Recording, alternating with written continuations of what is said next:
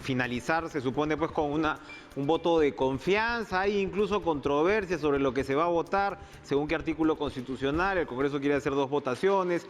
Hay especialistas constitucionalistas que señalan que el artículo 135 es muy claro cuando se refiere al interregno y ahí solamente el propio primer ministro puede solicitar la cuestión de confianza. El 130 sí, de todas maneras. En fin, hay cierta todavía incertidumbre sobre lo que ha sido esta larga sesión, pero bueno, hay ya evaluaciones, ¿no?, sobre lo que han venido siendo las intervenciones de un buen número de congresistas. Conversábamos con un especialista como Juan de la Puente en el noticiero, en la edición Noche, y señalaba él, bueno, que habían pues algo así como 3 niveles, ¿no?, o 3 códigos, mejor dicho, sobre de lo que se ha visto en el Congreso. Uno es de las políticas, por supuesto, relacionadas con la pandemia, otro, en realidad, las políticas públicas, y un tercer código que él denominaba algo así como de intervenciones muy desinformadas. Entonces es muy difícil establecer o armar un debate productivo en esas circunstancias. Vamos a conversar con alguien que, por supuesto, sabe de estos ritos democráticos. Pedro Cateriano, expresidente del Consejo de Ministros, a quien le agradecemos su comunicación de hoy. Un gusto verlo, Pedro, con el look de la cuarentena, además que todos nos estamos adaptando de una u otra manera. ¿Qué tal, Pedro? ¿Cómo está usted? Gracias por estar con nosotros. Buenas noches, Enrique. Encantado de estar con ustedes. Su evaluación de lo que hemos visto hasta ahora con respecto a esta sesión en el particular Pleno del Congreso.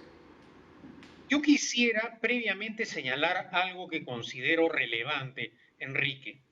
Esta presentación del presidente del Consejo de Ministros cierra un capítulo de un conflicto entre los poderes del Estado, no exento de disputas constitucionales, que se inició con la renuncia de Kuczynski, que luego parecía que se iba a pacificar la relación. No ocurrió ello. El presidente Vizcarra convocó un referéndum. Mayoritariamente el pueblo aprobó la reforma política del presidente Vizcarra. Luego el Parlamento desacató la voluntad popular. En vista de esta crisis, el presidente Vizcarra anunció la convocatoria a elecciones generales. El Parlamento boicoteó esta propuesta constitucional, archivando de una manera grosera e indigna de un Parlamento democrático la iniciativa del presidente Vizcarra. Luego vino el confuso incidente de la cuestión de confianza al ministro del Solar. Finalmente, el Parlamento le negó la confianza. Luego, tratando de salvar su situación, el Parlamento le dio tramposamente una cuestión de confianza, y en ese contexto el presidente Vizcarra, ejerciendo una atribución establecida en la Constitución, disolvió el Congreso. El presidente de la Comisión Permanente del Congreso presentó una demanda competencial ante el Tribunal Constitucional, alegando que el presidente no había disuelto un Congreso conforme a la Constitución. Y ahí creo que se cometió un grave error, que el propio Tribunal Constitucional aceptara o admitiera la demanda. ¿Por qué razón? Porque la institución del derecho de disolución en el sistema parlamentario puro, que es donde existe, es precisamente un mecanismo para dirimir el conflicto entre los poderes del Estado, no a través de la Corte Suprema, no mediante un tribunal constitucional, sino a través de elecciones inmediatas, para que sea el pueblo, mediante el voto, el que zanje el problema. Pero el presidente Vizcarra aceptó este planteamiento notoriamente inconstitucional del presidente de la Comisión Permanente del Congreso disuelto, y finalmente el Tribunal Constitucional ratificó la constitucionalidad de la disolución del Congreso. Se convocaron las elecciones para elegir al nuevo Parlamento que iba a reemplazar al disuelto, en elecciones limpias, democráticas, sin incidentes y con un civismo que llamó la atención a las misiones de observación internacional. Y ahora este proceso se cierra también aplicando la Constitución, que en días pasados también se trató de malinterpretar.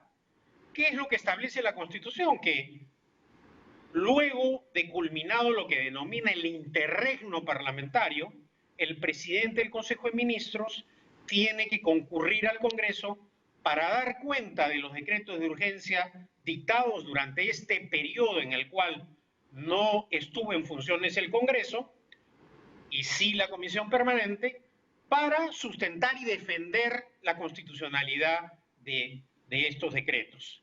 Entonces, con este acto parlamentario, reitero, se cierra este capítulo largo de un enfrentamiento que ha generado una inestabilidad política al país, que luego de analizar objetivamente los hechos, ha perjudicado notoriamente a la nación.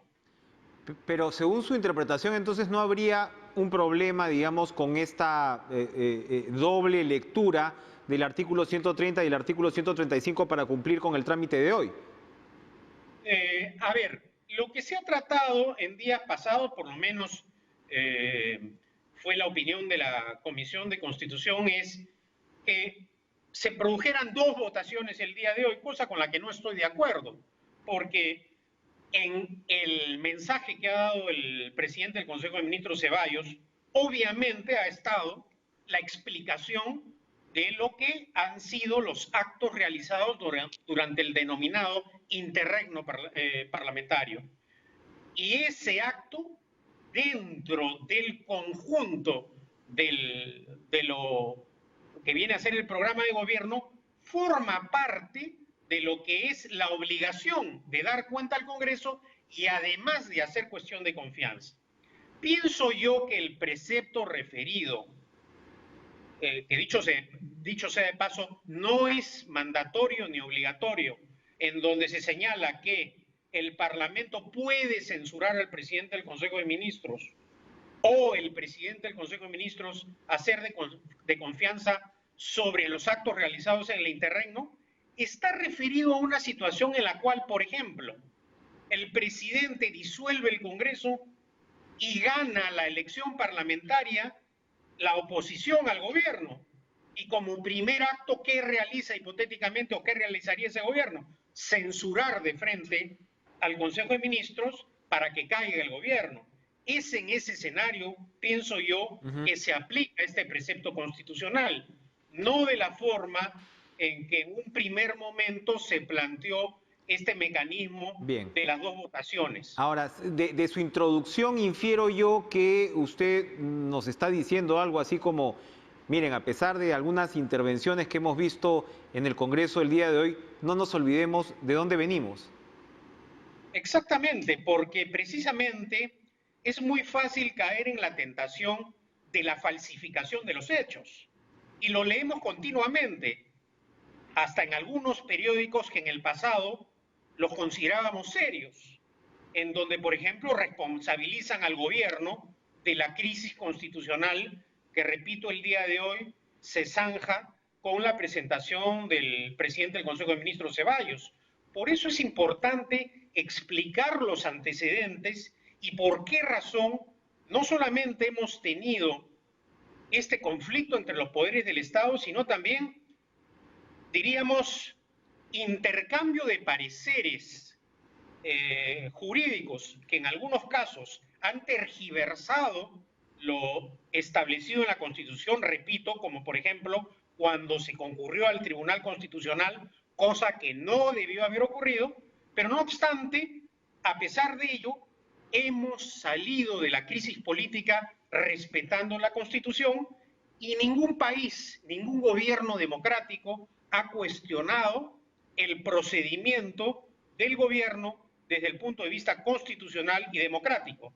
Hemos tenido dificultades, pero mal que bien, dentro del cauce constitucional hemos salido de esos problemas políticos y jurídicos. Esto por añadidura hace creer que a pesar de, repito, algunas circunstancias que hemos visto hoy, la relación entre el Ejecutivo y el Legislativo podría ser, debería ser, tiene que ser mejor que la anterior, y en estas circunstancias tan extremas que estamos viviendo, el Congreso sí puede tener todavía pues un papel que, digamos, impulse y consolide la democracia en el Perú. A ver, creo que en esta etapa de la emergencia todos debemos sumar esfuerzos para lograr derrotar la pandemia. Problemas hay, errores está cometiendo el gobierno, claro que sí, pero considero que este no es el momento. Tampoco es el momento para el populismo exagerado e irresponsable del Parlamento, porque de la noche a la mañana no podemos volver a aplicar políticas económicas que en el pasado causaron la destrucción de la economía nacional. Basta recordar la dictadura de Velasco y el primer gobierno del malogrado líder aprista. Nada conseguimos con el perro muerto, nada conseguimos con el no pago, nada conseguimos con el reparto gratuito del dinero. Lo que tenemos que hacer ahora es solucionar los problemas generando riqueza, porque esa es la única manera de desterrar la pobreza. Y en ese sentido creo que en este tramo, en esta recta final, el gobierno tiene que establecer mecanismos para destrabar proyectos mineros, proyectos de construcción. Creo que el día de hoy, en el mensaje del presidente del Consejo de Ministros, ha faltado el planteamiento de la solución al agua.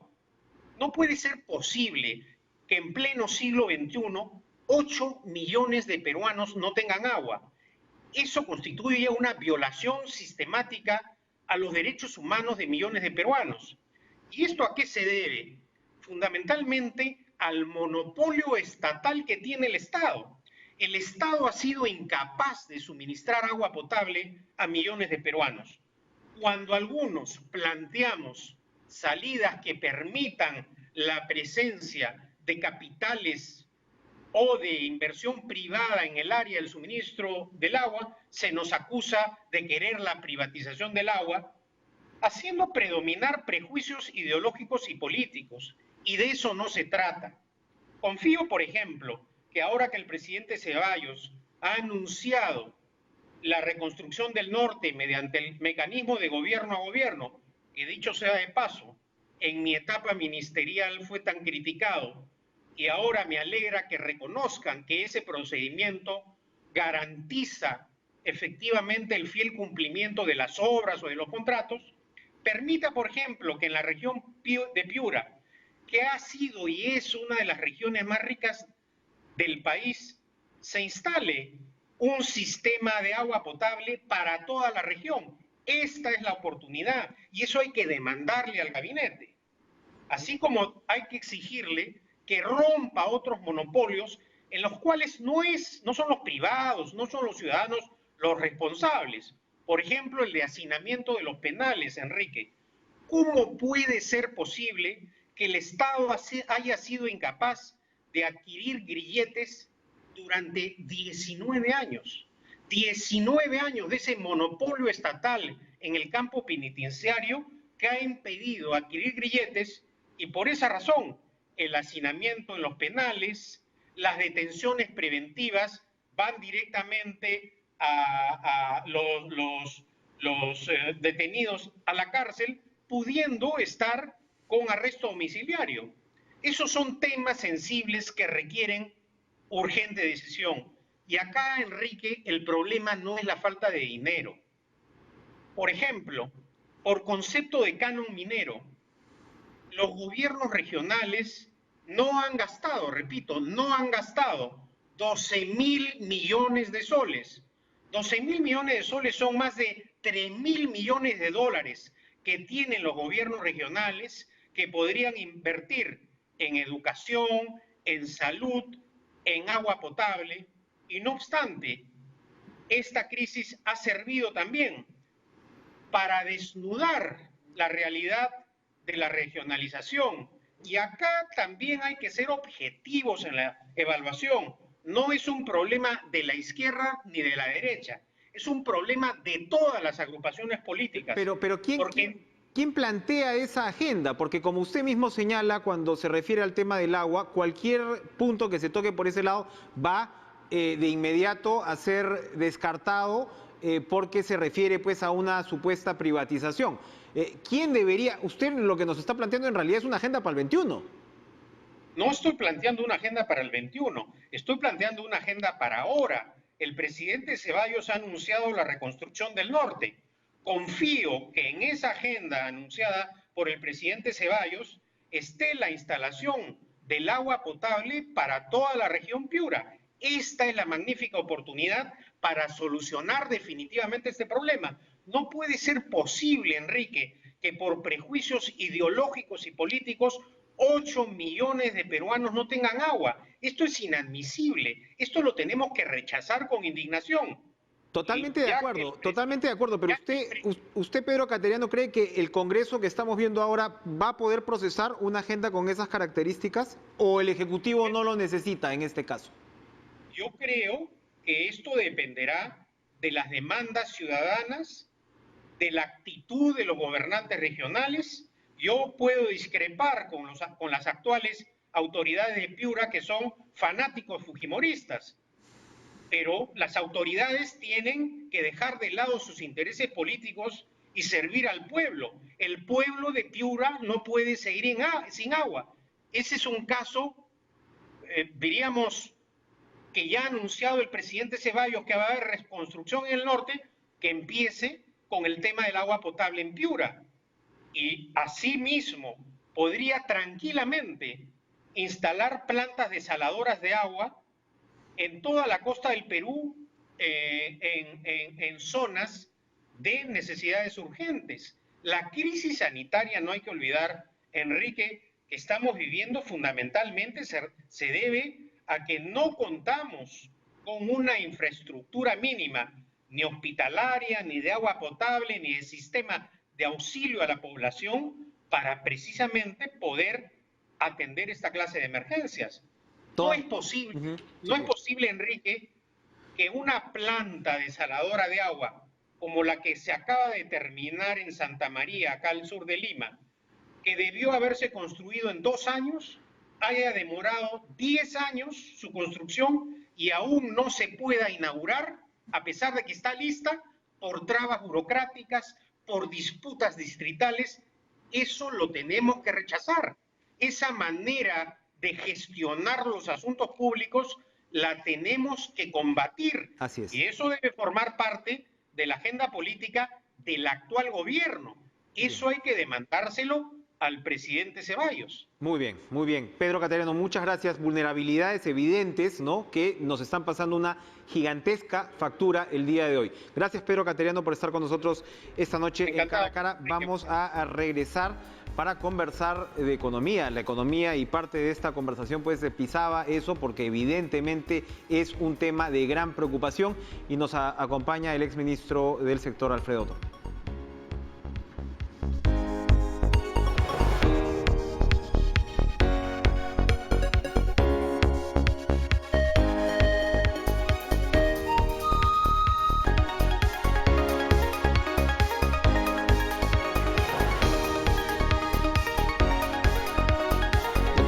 En televisión en vivo van cambiando, ¿no?, los factores. Vamos a entrevistar en cualquier momento al congresista de Alianza por el Progreso, Omar Chejade. Les voy a ir, digamos, recordando que la intervención del parlamentario ha sido sumamente crítica, ¿no?, con el gobierno. Ha señalado que el gabinete de Vicente Ceballos es una lágrima, que ellos en su bancada pues estarían pensando, ¿no?, si otorgan o no el voto de confianza, y se refiere a una lágrima porque dice que ha fracasado el gobierno pues en su combate contra la pandemia, y que en realidad, según pues lo que he podido escuchar, no se tomó en cuenta de alguna manera pues el gran porcentaje de informales, ¿no?, a quienes los llaman pues independientes o autoempleo, ¿no?, que tiene pues el Perú, y que esto pues habría tenido pues una relación directa. Evidentemente la ha tenido, ¿no?, pero Ceballos, ¿no?, Ceballos, el primer ministro, ha señalado que, bueno, si es que no se hubieran tomado las medidas de cuarentena con todo esto, a pesar de que estamos pues alrededor de los 4.000 fallecidos ya, las proyecciones pues nos decían que se había podido superar a estas alturas los 80.000 fallecidos. Estamos ya en la línea con el congresista de Alianza por el Progreso, Omar Chejade, a quien le damos la bienvenida. ¿Cómo está usted, congresista? Gracias por estar con nosotros esta noche. Buenas noches, Enrique. Encantado de estar con ustedes, con TV Perú. Estaba comentando la naturaleza de su intervención. Usted ha sido sumamente crítico con el gabinete de Vicente Ceballos, ha dicho que es una lágrima y que el gobierno ha fracasado en su combate contra la pandemia. ¿Puede, por favor, elaborar? Sí, las cifras lo cuentan todo, las cifras son muy gráficas, ¿no? O sea, tenemos 140.000 infectados aproximadamente, cifra oficial, más de 4.000 muertos, la curva no se aplana, estamos, digamos, en una curva en todo caso lineal, pero hacia arriba. No hay meseta, es un engañamuchachos por parte del gobierno. El gobierno nos habla permanentemente de esfuerzos y más esfuerzos, pero nosotros no queremos esfuerzos, nosotros queremos resultados, y los resultados contradicen las cifras o el optimismo, digamos, superficial del presidente de la República. Mire, Enrique, nosotros somos el país, en el 11º país más infectado del mundo, pero si tomamos en consideración el millón de personas o por millón de personas infectadas, somos el país más infectado del mundo y uno de los principales países, digamos, que a pesar que ha habido una cuarentena estricta, la más estricta de América Latina, hay más de 4.000 muertos, en la que se señala que Lima es la tercera ciudad más riesgosa de América Latina después de Manaus y Guayaquil. Entonces, lamentablemente a mí me gustaría para que el país, digamos, estuviese mejor y por el beneficio de la población, que al presidente de la República y al gobierno le vaya bien, pero lamentablemente todas las cifras contradicen ese, digamos, optimismo ilusorio por parte del presidente de la República, y por lo tanto, no solamente ha fracasado el presidente de la República, digamos, en la lucha contra el coronavirus, hasta el momento, a pesar de la cuarentena terrible y estricta que vive el país, sino que se ha destruido la economía del Perú, ¿no? De acuerdo con los números que son incontrastables, pero le contrapongo su posición a la de otros expertos. Conversaba hace pocos días con Waldo Mendoza, que es un economista destacado, y él señalaba que aquí no la hacía ni Angela Merkel, precisamente por el porcentaje altísimo de informalidad, por llamarla de alguna manera, que iba a ser complejo, ¿no? Una estrategia o enfrentar una estrategia contra el coronavirus. Y Vicente Ceballos ha dicho ahora en el Congreso que si no se aplicaba esta cuarentena, pues los muertos hubieran sido muchísimos más. En resumen, si tenemos que resumir, por favor, congresista Chejade, ¿en dónde ha fallado? O sea, ¿dónde debió replantear su estrategia el gobierno? Mire, ha fallado en varios frentes, ¿no? La cuarentena del 15 de marzo, creo que todos la aplaudimos, era necesaria, es evidente, el estado de emergencia, pero en el proceso, digamos, de la cuarentena no se tomaron medidas urgentes. Por ejemplo, comprar, digamos, pruebas de descarte moleculares, y se compraron en su gran mayoría las pruebas rápidas que detectan la infección a partir del 9º o 10º día. Por lo tanto, hubieron miles de falsos negativos, ¿no? Entonces, eso originó lamentablemente un pandemonio y una serie de crisis, de infecciones, de contagios y de muertes. En segundo lugar, no se aisló a los infectados como cualquier estadista lo hubiera hecho. O sea, encontramos una serie de infectados y los, digamos, sacamos de sus viviendas, de sus hogares, para que no sean infectados, los ponemos en centros hospitalarios, y si no hospitalarios, digamos, puede ser hasta en los estadios, para que no sean infectados. No confundamos la cuarentena con el aislamiento de los infectados, tampoco se hizo. Al día 55, mi querido Enrique, recién el presidente se dio cuenta que los máximos focos infecciosos eran el transporte público y los mercados informales. ¿Por qué no se dio cuenta la primera semana o antes del día 10? Ya cuando se dio cuenta el segundo mes ya era demasiado tarde. Eso y una serie de temas de falta de defensa en la Policía Nacional, los médicos, el desastre hospitalario, la falta de oxígeno, la falta de camas.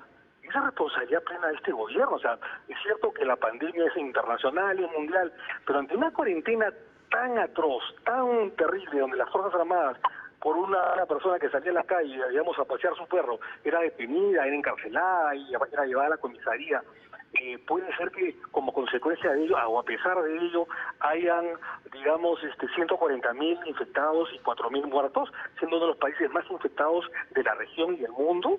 O sea, digamos, las cifras contradicen al presidente de la República. Ahora, pero por también, último, lo de Ceballos no sabemos. Pero permítame Ya, también, porque sí. efectivamente Colombia, Argentina, Chile tienen un sistema de salud donde pues se ha invertido muchísimo más porcentaje del PBI desde Sí, años atrás. sí, Argentina, Colombia, Chile sí, no tienen el sí. nivel de informalidad que tiene nuestro país. No quiero, Sí. por supuesto, defender ningún tipo de estrategia, pero sí habría que reconocer la complejidad del país sobre el que estamos montados, ¿no? Sí, seguramente, pero el presidente de la República, discúlpeme Enrique, está 24 meses, o sea, no es que haya heredado, digamos, la pandemia después de un mes de gobierno, no le podríamos exigir mucho.